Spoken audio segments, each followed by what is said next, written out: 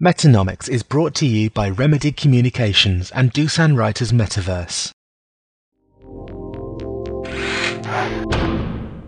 And let's move on to some of the things that you've been writing lately. And in particular, you wrote an article for Money Magazine's 35th anniversary issue on the future of work. And the headline, which no doubt an editor wrote rather than you personally, but it was Goodbye Wired Desks, Hello Wearable Wireless Networks.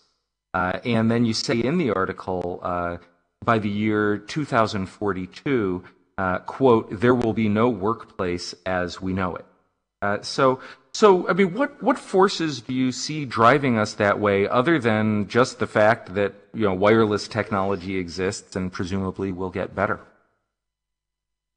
Well, I know when I give a lot of presentations on the future of work, it frightens people a bit. If they like change, they love it. If they don't like change, they basically say, when can I retire? So I generally start talking about maybe the next 5 years before I go to 2042. And what we're really seeing is that people will work first about 40% of their time in the office, 40% of the time at home, and then 20% in what we call the third place, which could be Starbucks, the local park, an internet cafe, any place where they can get a wireless connection. But we will be connected all the time. And that will blur the work and life boundaries even more than they're blurred today. The virtual reality experiences that we're going to talk about today will be integrated into this real life. So people will attend meetings, participate in business learning simulations, they'll travel to distant places, and they'll create their digital clones or avatars, but they won't be necessarily physically going anyplace. When I was talking about 2042, as they asked me to do for that particular article, and I said we'll go from wired desks to wireless personal wearable networks. So we'll communicate from everywhere, and it will really have little meaning to demand that someone comes to work. This is the FaceTime that we hear about in so many of the focus groups that we do today.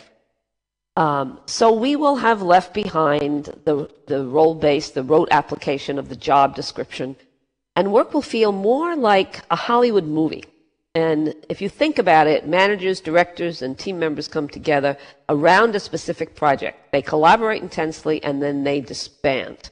That's the Hollywood movie production schedule, and that's what we'll see. And we'll have smart machines that'll do everything that can be programmed into them. And there will be jobs that exist that will demand problem solving, managing teams, but probably global virtual teams, and creating new ways to make life easier. We'll see a lot more outsourcing and home shoring, which is doing it within the home. And you'll see people outsourcing part of their personal life to concierge-type assistants in India. My man in India is one of them. And people in other countries will be glad to perform personal tasks for you while you sleep.